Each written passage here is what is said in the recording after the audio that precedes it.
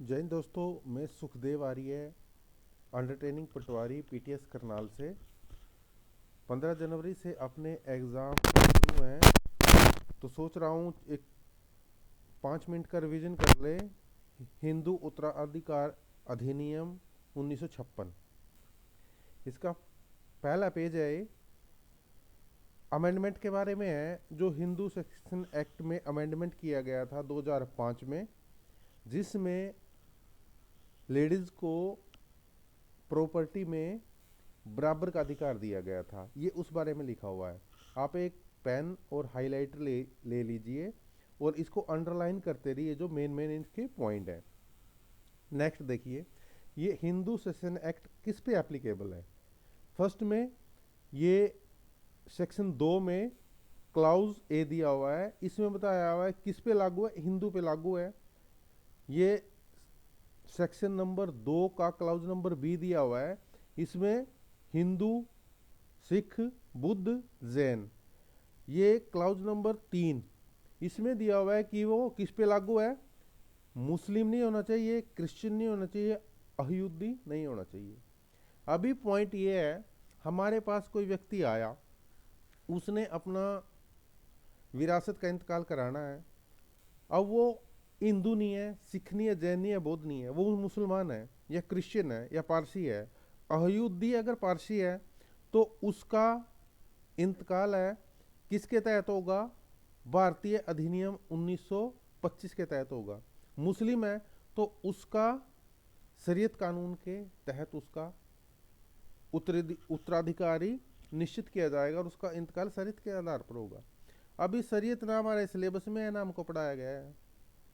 अब इसमें काफ़ी कन्फ्यूज़न है, तो अभी आगे क्लियर करते जाएंगे। अभी शरीयत का कानून ये बोलता है, शरीयत कानून अब मैंने पढ़ने लगा तो उसमें फर्स्ट में लिखा था भी किसी की विरासत होने से पहले उस व्यक्ति को दफनाने में या उसका संस्कार करने में जितने पैसे लगे हैं और उस आदमी के पास जितना कर्ज था, उस कर्ज को चुकाने के बाद जो प्रॉपर्टी बचेगी उसका इंतकाल होगा, वो भागों में बटेगी। अभी वो भागों में बटेगी, मान लीजिए किसी आदमी के पास 25 लाख की प्रॉपर्टी है, 1 लाख रुपये उसको दफनाने में लग गया, 4 लाख रुपए का उसके पास कर्ज था, वो कर्ज दे के 5 लाख हो गया। अभी 5 लाख रुपए उसकी प्रॉपर्टी से निकालने हैं, वो तो मर गया, अभी बेच नहीं सकता। और जो बच्चों के नाम आएगा वो नाम होने के बाद बेचेंगे, तो उसको कैसे चुकाएंगे और तब इंतकाल होगा। ये काफ़ी कंफ्यूजन वाली चीज़ें हैं, इनको बाद में क्लियर करते रहेंगे। तो वो क्या है, मुस्लिम और अयोध्या नहीं होना चाहिए। इसके बाद है नाजायज या जायज, कोई सी भी औलाद है उसको प्रॉपर्टी में हिस्सा मिलेगा। वह व्यक्ति जो धर्म बदल के एक धर्म से दूसरे धर्म में ट्रांसफर किया है जिसने, ये है क्लाउज नंबर सी। एक धर्म से दूसरे धर्म में ट्रांसफर किया है लेकिन पूरे रीति रिवाजों के साथ किया है।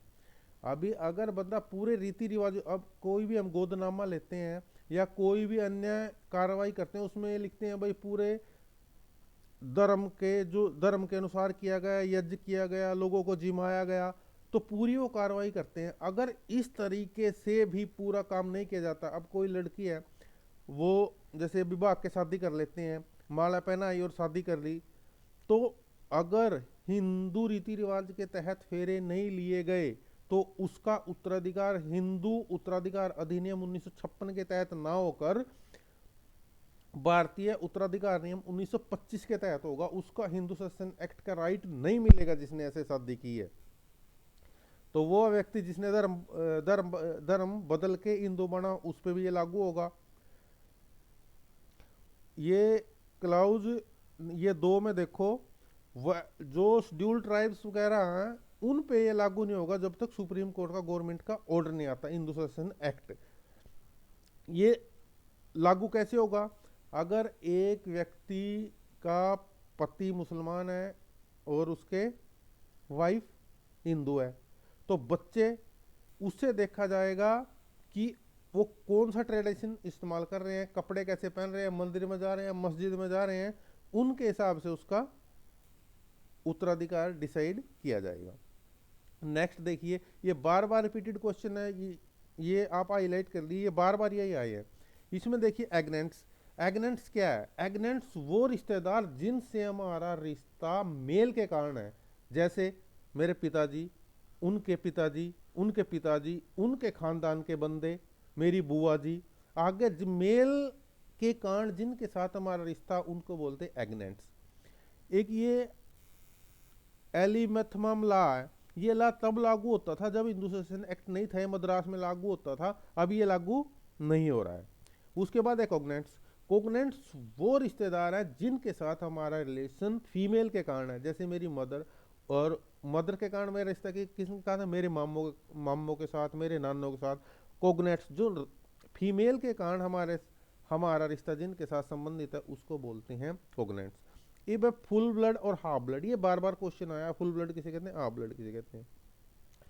फुल ब्लड वो होता है जो एक ही खानदान का बाप हो और माँ एक ही हो उनकी खानदान, जैसे किसी लेडीज का हस्बैंड मर गया, वो देवर को बिठा दी, एक बच्चा उनको पति से पैदा हुआ था, अब एक देवर से पैदा हुआ है, तो वो जो बच्चे दो पैदा हुए हैं वो फुल ब्लड में आएंगे, मतलब उनके पूर्वज एक थे, माता एक थी, वो है फुल ब्लड।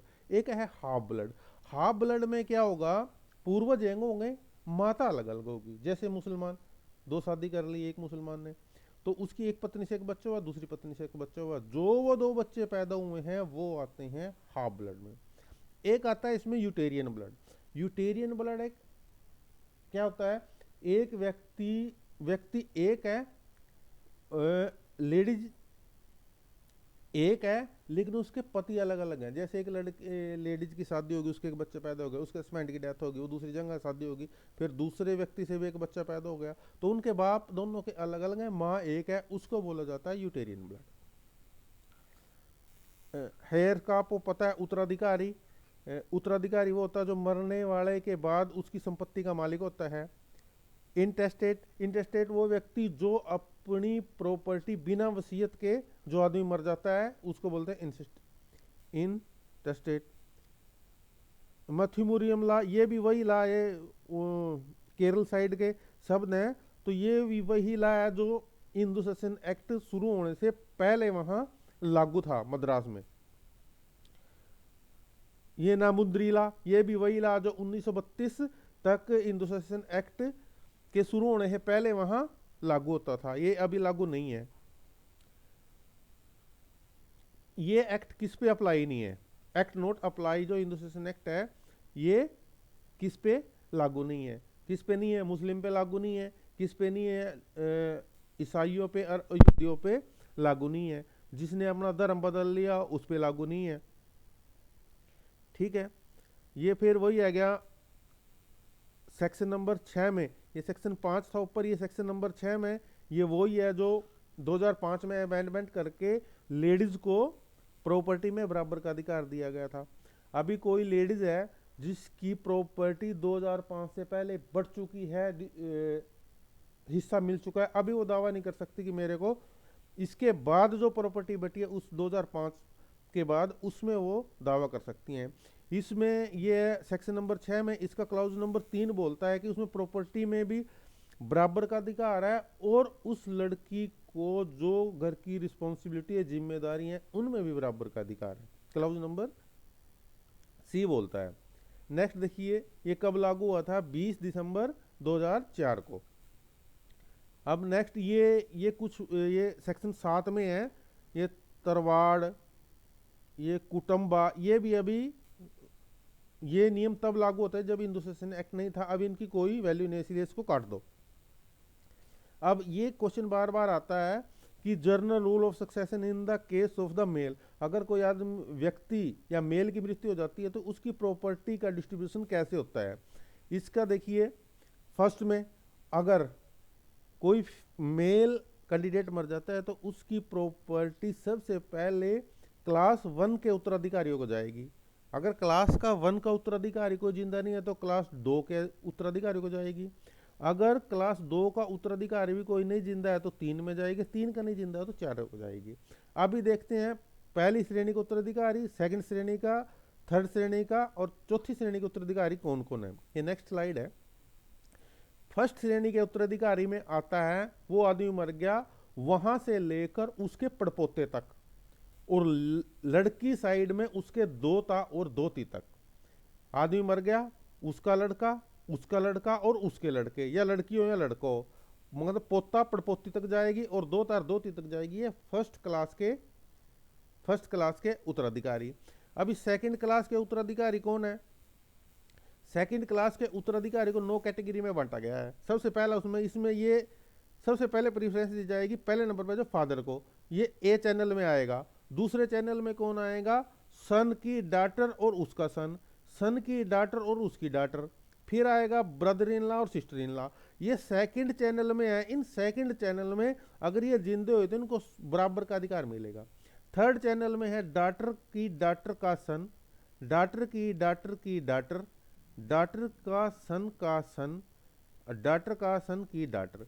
इस तरह ये 9 कैटेगरी में विभाजित किए गए हैं और इनकी प्रायोरिटी यही रहेगी, पहले नंबर पे 1 प्रायोरिटी, 2 प्रायोरिटी, 3, 4, 5, 9। जिस प्रायोरिटी में जितने बंदे बाकी हैं उनमें बराबर का अधिकार मिलेगा। और उसके बाद सेकंड ये सेकंड क्लास के उत्तराधिकारी हो गया। अब थर्ड क्लास के उत्तराधिकारी में कौन आएगा? एग्नेंट्स, जिनके साथ हमारा रिलेशन किसके कारण है? मेल के कारण है। पिता के खानदान में जो जिंदा है वहां पर जाएगा। और लास्ट में किसको जाएगा? कोग्नेंट्स को। फीमेल के कारण जिनके साथ हमारा रिश्ता है, अर्थात माँ के साथ जिन रिश्तेदारों के साथ हमारा रिश्ता है, फिर प्रॉपर्टी जाएगी वहां पर। अभी ये वही दिया है भाई, प्रीफरेंस किसको दिया, ऑर्डर क्या रहेगा? ऑर्डर तो वही है, सबसे पहले फर्स्ट को, सेकंड को, थर्ड को। और जो कोगोनेंट और इसमें जो सेकंड क्लास के उत्तराधिकारी हैं उनमें भी वो प्रॉपर्टी दी हो ना 9 तक, तो पहले किसको जाएगा? पिता को। दूसरी कैटेगरी में जो उनको फिर बराबर का अधिकार मिलता जाएगा, उस कैटेगरी के हिसाब से वो उत्तराधिकार उसका होता जाएगा। ये वही दिया है, distribution of property among the here in the class first schedule. First schedule में कैसे जाएगा? जो सबसे पहले होगा उसको सबसे पहले जाता जाएगा। अब ये एक और कंसेप्ट है, distribution property among the second class. Second class में भी आपको बता दिया 9 कैटेगरी है, उनमें सबसे पहले जो जिंदा होगा उसको जाएगा, दूसरे में 5 जिंदे हैं तो 5 को बराबर भाग जाएगा, ऐसे चलता जाएगा। Order succession among the agnate and cognate. Agnate अगर ये किसमें है? चौथी और 5वीं कैटेगरी में आते हैं। इनको भी मैंने बता दिया, जो उत्तराधिकार जो सबसे पहले होगा, सबसे नजदीकी होगा उसको आता जाएगा, उसके बाद वो नहीं तो दूसरे को आता जाएगा। अब ये सेक्शन 14, ये जो मेल का उत्तराधिकार था ये सेक्शन 8 में था, 8 से शुरू था।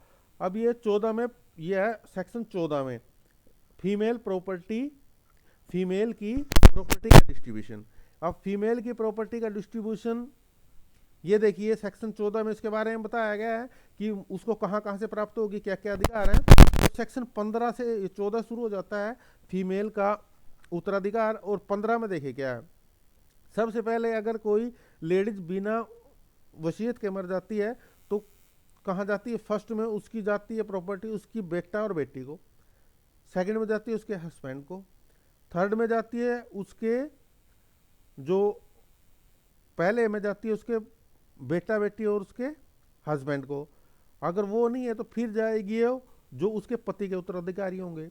अगर पति के उत्तराधिकारी नहीं है तो उसके किसको? मदर के उत्तराधिकारी को जाएगी। अगर मदर फादर भी नहीं है तो मदर फादर के उत्तराधिकारी को जाएगी। ठीक है, फादर के उत्तराधिकारी को जाएगी और फिर मदर के लास्ट में मदर के उत्तराधिकारी को जाएगी। अब देखिए क्या, अगर प्रॉपर्टी इंदू ने वो जो लेडीज थी उसको अपने पिता से प्राप्त हुई है तो उसके पिता को उत्तराधिकारी को वो प्रॉपर्टी जाएगी। अगर वो प्रॉपर्टी उसके हस्बैंड या उसके ससुर से मिली है तो उसके पति के जो वारिस हैं उनको वो प्रॉपर्टी जाएगी। नेक्स्ट देखिए ऑर्डर क्या है। ऑर्डर भी इसका वही है जैसे मैंने बताया था, पहले फर्स्ट क्लास के श्रेणी के उत्तराधिकारी को, सेकंड के, थर्ड के और फिर कोग्नेंट और एग्नेंट को जाएगी। और एक ये आता है full blood and half blood, ये पहले बता दिया। फुल ब्लड क्या है? फुल ब्लड में जिसमें जो पिता है वो एक ही वंशज के हैं और माता एक ही है उनकी। जैसे एक पिता एक व्यक्ति से होया लेकिन उसकी डेथ हो गई, उस वो छोटे भाई को बिठा दी, उसके देवर से दूसरा बच्चा हो गया, तो वो क्या हो गए? Full blood. हाफ ब्लड क्या है? माता एक ही है, जो व्यक्ति है वो अलग अलग खानदान के हैं, अलग अलग के हैं। एक यूटेरियन ब्लड आपको बता दिया, माता अलग अलग है और पिता एक है।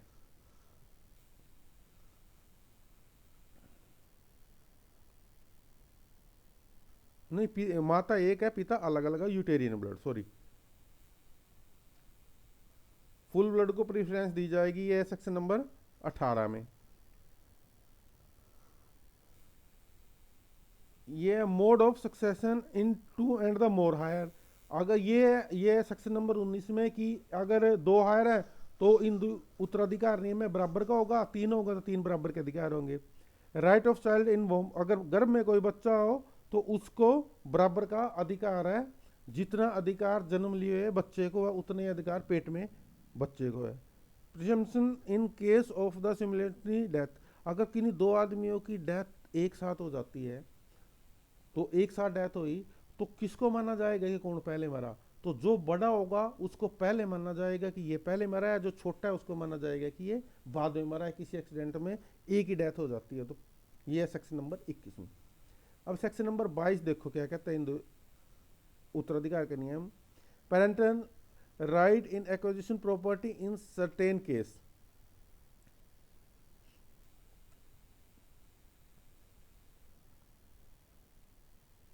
एक मिनट,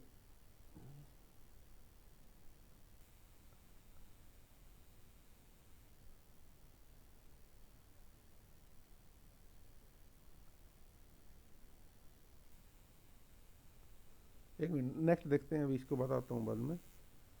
सर्टेन अगर कोई लेडीज दोबारा शादी कर लेती है तो उस पर ये उसको प्रॉपर्टी का अधिकार नहीं मिलता। डिस्क्वालीफाई कब कब होते हैं, कब कब इन सक्सेशन एक्ट में उस पर प्रॉपर्टी करने अधिकार नहीं मिलता? मर्डर कर देता है कोई, पैसे के लिए अपने उत्तराधिकार जिसकी प्रॉपर्टी और मालिक को उसका कत्ल कर देता है तो वो डिस्क्वालीफाई हो जाता है, उसको प्रॉपर्टी नहीं मिलती। धर्म कन्वर्ट करने के बाद भी इन उत्तराधिकार वाला उसको अधिकार नहीं मिलता। और सेशन इन हिज डिस्क्वालीफाई, जब वो डिस्क्वालीफाई हो जाता है बंदा जिसका उत्तराधिकार अगर वो काम कर देता है तो वैसे माना जाता है कि वो मर चुका है। किसी को डिजीज इफेक्ट कोई बीमारी हो उसके कारण उसको डिस्क्वालीफाई नहीं किया जा सकता, ठीक है। और फेल टू हेयर, अगर कोई भी उत्तराधिकारी, ये सारे फेल हो जाते हैं, डिस्क्वालीफाई हो जाते हैं, कोई मार देता है, कोई प्रॉपर्टी में किसी का नहीं है, तो गवर्नमेंट तैयार है उसको अपनी प्रॉपर्टी में मिलाने के लिए। ये टेस्टमेंट्री सक्सेशन, ये क्या है? जो व्यक्ति, ये जो हमारा भारतीय उत्तराधिकार अधिनियम 1925 है, वो राइट देता है कि आदमी मरने से पहले अपनी संपत्ति को किसी के नाम कर सकता है। ये 1925 वाला इंडियन सक्सेशन एक्ट 1925 हमको अधिकार देता है, उस बारे में भाई अपनी वसीयत आदमी कर सकता है। ये वही है फर्स्ट श्रेणी के वारिस। ये फर्स्ट क्लास के वारिस कौन कौन है? मैंने बताया था, पोता, पड़पोता, पड़पोती और दोता दोती, यहाँ तक सारे जितने उस खानदान में पैदा हो आते हैं फर्स्ट श्रेणी के वारिस में। और ये सेकंड क्लास के वारिस में पहले आता है फादर, और दूसरा फिर ये सन की डॉटर, वो जो मैंने बताया था वो लिस्ट है, ठीक है। यहाँ पर हमारा उन हिंदू उत्तराधिकार अधिनियम खत्म होता है। बुक हमने साथ में लेके जानी है, इसको अंडरलाइन कर लीजिए, एक दो बार देख लीजिए कहाँ कहाँ है। मोस्टली इसमें से क्वेश्चन जो आए हुए हैं वो फीमेल का उत्तराधिकार कैसे निर्धारित होता है, मेल का उत्तराधिकार कैसे निर्धारित होता है, और कोग्नेंट, एग्नेंट, और फुल ब्लड, हाफ ब्लड और यूटेरियन। मोस्टली बार बार ये रिपीट क्वेश्चन हुए हैं। जय हिंद, जय भारत, वंदे मातरम।